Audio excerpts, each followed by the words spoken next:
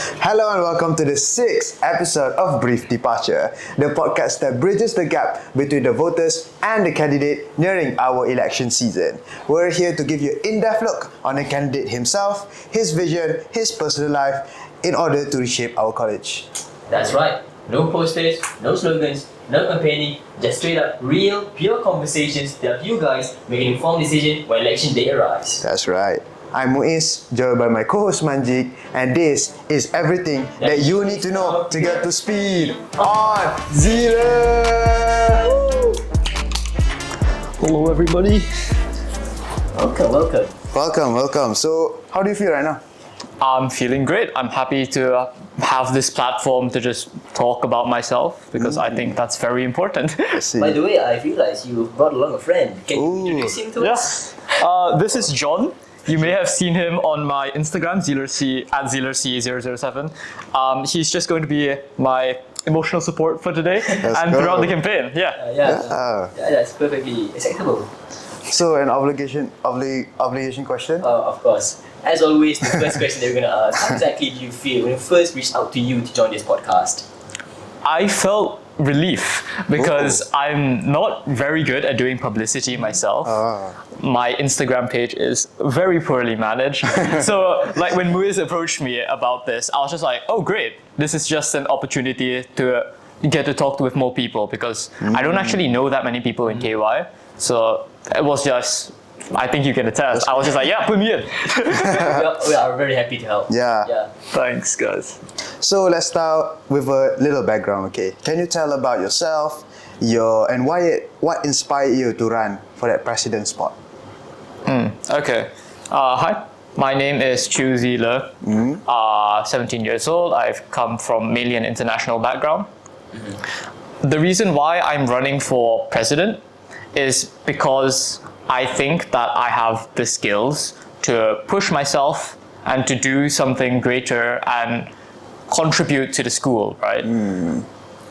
What I feel is, like, as a student, a lot of students, and like me included, we get stuck in our own bubble, and this is just an opportunity for me to come out and do things. And why not start with the biggest position there is?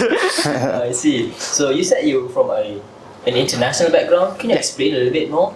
So I have spent my entire education in international schools. So I spent 11 years in Tenby Santiago Park, and then I moved to Charterhouse, Malaysia before coming here. So I've grown up mainly speaking English, and I think we can agree that the atmosphere in general is going to be very different between the schools. Like international schools are a lot more chill. So I think I'm going to be bringing a very different perspective to life at KYUEM, and I'm excited to see if that's what people want. Can you tell us a bit about your past position or during high school or primary school? Yeah, so that's one thing about international, at least where I've been. I can't say it's for every school because I've been to two. The student councils there are not very good. It's sort of, you get the position, you get a fancy tie to wear, but you don't actually have any agency to do much of anything. To use my previous school as an example, it was a new school, to give it some benefit of the doubt, but the student council structure changed 3 times in 3 years. Yeah, because they were trying to figure out what worked. And so it's led to like really ineffective student councils where basically the student council just has to listen to what the principal wants and do it. And there's very little student initiative by themselves. I see. And that student initiative is really what I'm looking to bring to the table in KYUEM. And the good thing about the school is we've got a very storied student council. So it's just a system I want to work in because I want to help people engage more with student initiatives, doing things that they like. You were talking about the student council back in your school. Were you involved in the student council, or did you have any other positions? I was involved in the student council. I was part of the welfare committee in Tenby. We organized one or two events, or I think one was like Valentine's Day, that sort of thing. And in my previous school, as the most junior, I was not allowed to join the student council, but I held a post managing the school's cafe, which was not a post I liked because I had no passion for it. I see. I was kind of forced into it because I had signed up to be just a regular layperson, and I wasn't really prepared, and I didn't want to, but I had to. It was one of the most stressful times of my life. So you said that it's quite stressful, right? Yeah. So do you gain anything, or what are the good things that you actually learn from your past experience? That's a really good question. So in terms of like concrete stuff, I guess it's something I can write about in my CV and not much else. I didn't really get much recognition for the job. But what it taught me is how to prioritize my time and what I like to do. And it also taught me a lot about the concept of succession in a student council, right? Or any body in general, because it's also really important. Like, it's good to find a good person to do something. And I do believe I was a good person, but my predecessors overlooked things like my motivation, my expertise, because I had no idea how to run a cafe at all. I was just thrown in there without any support. Succession, expertise. That's basically what I came out of it with. And I guess grit. Great. Yeah. Very good. You gotta do what you gotta do. Yeah. I ran that cafe for a year, and I found someone else to give it to. I gave it to them in a decent state, and I left to come here. So what was like your biggest takeaway from running that cafe? Motivation is the most important thing. Not only was I not motivated, my workforce was not motivated. Oh, that's gonna Because be bad, no? we had very little resources, so we couldn't reward our workers. And it's a cafe, right? Yeah. If you want students to come, they'll have to come at lunchtime. Yeah. Nobody wants to spend their lunchtime there. So a lot of the job was trying to figure out how can I make it more enjoyable and how can I make people actually want to work here. So we thought about implementing things like a bell system where you could be like off to the side. You don't have to man it at the whole time, but customers could ring a bell if they wanted to buy something. And like just maybe like discount schemes and all of that. But it was really hard to push through because management had some very strict rules. Like the school's management had some very strict rules, and I just didn't want to put that much time into it when I had exams, social life, and like some other clubs that I liked to be a part of. So, talking about clubs, do you have any hobbies that you really like in particular that you can share? Yeah, so this is just a fun fact. Since I'm here, might as well yap about myself, right? Yep. If you Google my name, 3 things will appear. Okay, alright. Actually, Alright. okay. Let's see if the same 3 things appear. Okay, Because yeah. obviously my search is really biased, alright? Okay. You will see my participation in a chess tournament. Where is it? It's a tornillo link. Yeah. Alright. You will see my participation in a math tournament. Math tournament. That would be a contest hub link. Yeah. Oh, yeah. Okay. And the third thing you might Oh my see, God.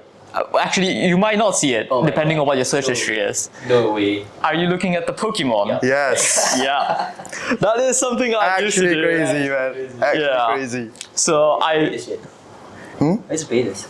I also don't know how to play the trading card, to be fair. I mean, you Yeah. fan of the main game, but not the trading card, man. I used to play the trading card game competitively like when I was younger. But I've dropped the game since. I still love Pokemon. Yeah. If you've ever seen me text, you'll see my signature Greninja. Maybe your like Instagram page. Yep, that's my Instagram and my WhatsApp, yeah. So Greninja is your favorite Pokemon? Yes. Oh, yes, that's great. Oh my He's so god. cool, bro. Yeah. Pikachu fanboy. Fair enough. Fair enough. Bro, A lot of people. every like grandma knows about Pikachu. Squirtle. Squirtle. Yeah. Okay. Squirtle Wordle. Squirtle. Squirtle's. There are a lot of good Pokemon, honestly. Yeah, It's true. hard to have a bad take. Actually, you can see that he participated a lot in Yeah, competition. he's very Okay, kangaroo math. Oh, you got silver. Yeah. Oh, that's good. Yeah. Why all of our Okay. guests good at math, man? I don't know, man. I'm here content with Superiority. Yeah. There's a chess. Last week, I just came back from, last weekend, I was in a debate competition. I was representing ISKL, KY. wasn't it? Yeah, at ISKL. Yeah, that was really fun as well. So that's another thing I'm doing. So, speaking of debating, I've also been a debater for myself. We have been. Yeah, movies I know. I've actually met at a debate competition before. Uh. But I want to ask you, how was your experience becoming a debater? And how did debate actually change you as a person? Yeah, true. Okay, it's a bit hard to say how debate has changed me as a person because I'm a relatively new tournament debater. Oh, okay. The debate at ISKL was my third ever tournament. Really? Yeah. But I've always enjoyed over the dinner table or with friends, just not arguing. Yeah, let's use the better term. Let's debating, right? Yeah. Discussing, Yes. yeah. What's the better Pokemon, for example, right? No, I think this one's better, or some other topics, whatever's going on in the world. We all weigh in, and I've always liked weighing in and hearing other people's opinions, and just how different people approach a situation. I think that's the main thing debate has given me, right? And that part of debate where everybody, I'm sure you guys have this experience as well, is oh, do you agree with the motion or not? And then you have to tell them, I don't get to choose. I have to be that both happens a lot. sides. Yeah. Yeah. True. So I think, that's another thing debate has given me, right? Really the ability to just see both sides of something. Yeah. And know the arguments for both sides, but still have a personal response to it.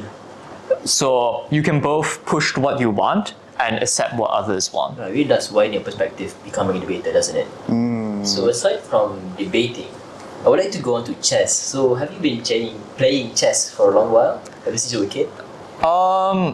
Everybody has played at least a bit of chess. I really got into it with the whole internet chess boom around COVID time. Oh, right? okay, Yeah. okay. And the timing was also just that I had made a friend that also played a lot of chess before COVID hit. And so that's when 2020, 2021 was the peak of my activity.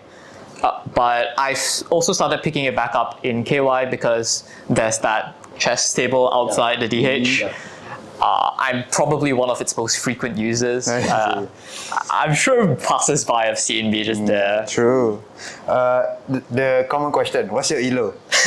I have peaked 1700 on Lee Chess. 1700? Yeah. That's high. Yeah. That was like 700. So yeah, I'm pretty decent at chess. And you were able to Google me. Yeah, that's a... Nah, quite jealous. it wasn't much. It was one event. Actually, It was one event. I was Did you repping join my any school. other tournaments? We recently had inter-house chess here. Sapphire won. everyone, come on. Let's go. Yes, player? Yeah. Yeah. I was playing Board 2 on that team. I almost beat Alden, but I didn't. Alright. Yeah, it was really fun. Yeah. To be fair, it's KY. Yeah. There's so many state level players here and all that. Yeah. True. The pool of talent here is actually insane. It Insane. really is insane. So what's your passion? My passion. Yeah, your passion. Or what are you trying to strive for in life in general? Oh, okay. I was about to answer mathematics. Because, my passion is learning I see. and helping people learn, working with people to find out more about the world around us. That's why even though I don't talk that much, when I do talk, I really enjoy it and I really like having these deep conversations. Yeah. Which I guess you can link it to debating, right? If you want to. Yeah, true. And it also links to when I go to uni, I'll get a job. But I think my end goal is probably ending up in a university lecturing and surrounding myself with people who are learning, to learn with them and learn about them and teach them. I just think it's a great experience to be in. This is probably also biased because I'm in school. Okay. And I have been in school, and I enjoy school Yeah, I see. That's very good. for the most part. I like my holidays too, but like, Yeah, of course. We Yeah. all love our holidays. but like going to school, the only bad thing is waking up. Otherwise everything is fine. Honestly. Like once you wake up and you get the first class done, like school's fun. Yeah, it's okay. You're getting on the momentum, right? Yeah. So what course are you intending to pursue? Mathematics. Mathematics. Or engineering. So the only worry I have about mathematics is you have to work in a lot of like finance sector fields sometimes, which is not necessarily something I'm interested in. And engineering is an option for me because it's also physics, which is also really cool. Just knowing how everything works and like quantum. I don't understand quantum theory, but it sounds super cool, you know? Literally us. That's like everyone, right? Yeah. And so like engineering also sounds really cool. It also sounds really meaningful. Like it's practical. You're building stuff Yeah. Exactly. in a way that mathematics is a bit. Mathematics is practical, but it feels a lot more abstract when you're doing Yeah, it. true. Theory based. Yeah. So ping pong in between the two, but I'm leaning towards math. I see.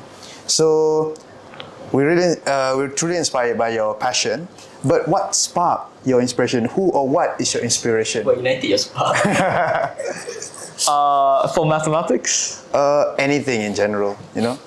anything. Maybe in like general. what drives you to push even further in your everyday life, you know? Everyday people.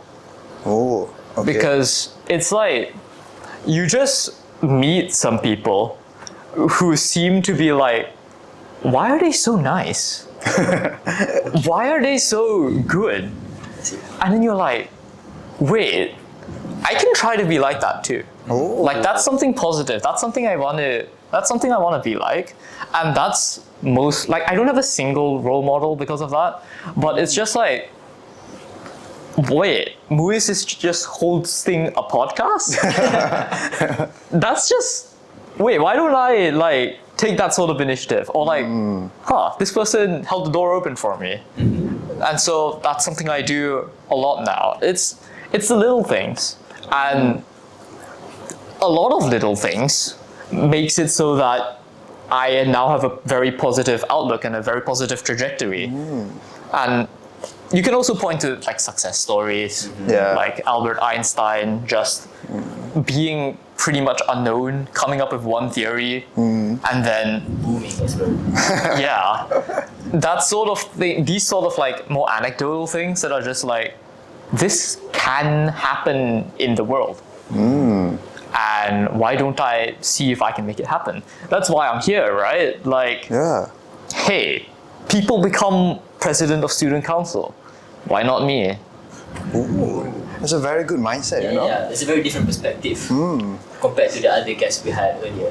Because sometimes other people that I know, when they see someone like very good at something, they become instantly demotivated. Yeah. Like, he's so good, I can never catch up to him. Like, and then instantly, like, I shouldn't like do this sport or like take up this hobby because like this guy is so much better than me, I won't catch up to him. Especially in KY. Yeah. So, Sometimes. yeah. Yeah. What's really important with this sort of mentality is like you see these people, right? Oh, how did you get 100% for that mechanics paper? And then you To be fair. yeah, and then you just have to understand, okay, they put in a lot of work. True. They're talented beyond me, but I can go toward that. Yeah. Maybe I won't get 100, but maybe I can get 90. And once I get 90, was that so bad? Maybe I can get 100. Or, okay, then maybe not 100, let's go 95. And then maybe I'll accidentally get 100. These sorts of things happen. You just have to keep the mindset that because these people exist, I can too. It takes time. True. That's the thing. It takes Very time. good. Very good. So aside from that, as we all know, everyone is not perfect. So Yeah. what do you think is your main weakness? You know? Yeah, my main weakness, I think, is very. That might have made a loud sound. My main weakness is very clear, at least like for the student council standpoint. I'm really bad at sports, for example. I'm not that good at coming up with ideas myself. I'm more of a. You give me a task, I'll do it really well. But you ask me to come up with a task, I'll be like, what exactly am I supposed to do? So that's like the flaw in my like algorithm, right? There's of course ways to work around this. I try to pair myself with people who come up with the ideas for me, or like I hop on instead of starting the train, you know, that sort of thing. Yeah, but I am not good at coming up with ideas. I think we've all been there at some point. Yeah. Like, creative writing is like, nah.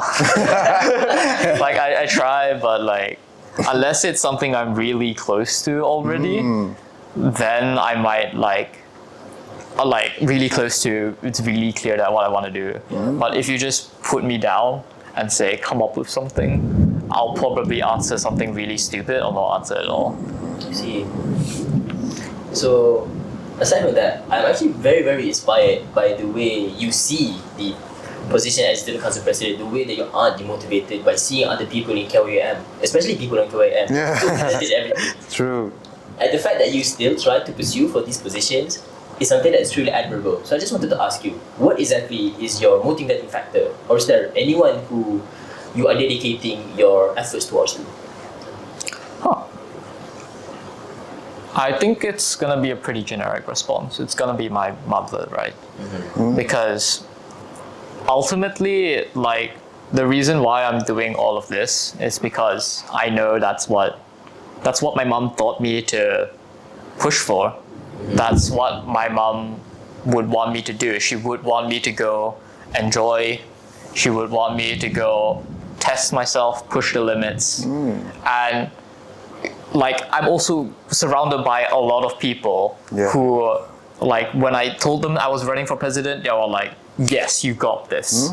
And so it's gonna be for everybody it's gonna be for my mom who taught me half the things I know, if not everything. It's gonna be for the people who were there and said, yes, Zi Ler, you are good for this position, go ahead. Exactly. For the people who support him. Yeah. Yes. That's very For the believers. And maybe one day, you all will be believers too. Yeah, hopefully we see the day. We'll see that on Manifesto night. So I think, talking about the manifesto tonight, what exactly is your manifesto? Can you explain briefly? Yeah, just Yeah. a little bit. A little bit. So, the main things that I want to get to doing in this school is making sure that all the students' ideas are more easily processed and people feel comfortable with sharing their ideas. Because we have, like, there's always the sense of, oh, maybe I'll get ridiculed for this. But I want to eliminate that. I want people to embrace who they are and do things they want to do, and connect with people who want to do the same thing if you can't find them immediately. So I'm going to be looking for that. I'm going to be looking for more consistent things for the student council to do, because something that is in KY is like things sort of just appear and happen. For example, when did you first hear about the initiative fair that happened yesterday? That was announced like 2 weeks, a week before it happened or something. And so I was thinking of making something like monthly, that like every month, you know, something's happening. I can go down, I can prepare, I can prepare to go, I can prepare to host something. Yeah, it's gonna be mainly focused about giving you guys and all the students opportunities to do what you want to do, and like push you guys to just innovate do what you want, have fun. Very good. We are in college, and we are humans. Let's live a little laughter, you know? Other than studying, right? Yeah. And be depressed in this college. Like, you don't need to like go to something, oh, this is just good for my CV. Just go there, I want to do this. Like, that's the idea I want people to get, right? I want to do this, and I'm not going to tell you no. Yeah, I think that's a good tagline. It's very good. Kind of why we started this podcast. And it's all about support. If Yeah. RC didn't support us, With the equipment. give it the equipment. And the Thank you, access to RC. give us the counseling room for us to use for this podcast, we wouldn't be here. Yeah, to be fair. Yeah, yeah. So it's all about support lah.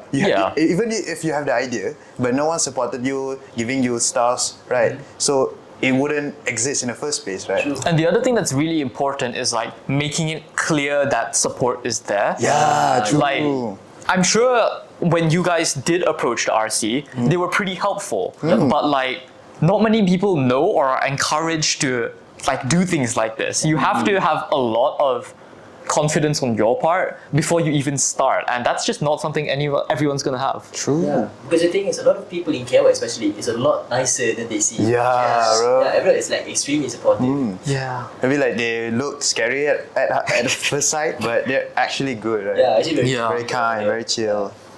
So I think That's go to the enough for last. the manifesto. Go to the last section. Yeah, last segment. Alright, so now it is time for you to talk with the viewers, your potential voters, and you can talk anything you want. So the stage all yours. Hello, students of KYUEM. I'm Zi Ler. I'm running to be your student council president or vice president, whichever. I'm running for this role because I'm dedicated to my job. I want to make your ideas become a reality.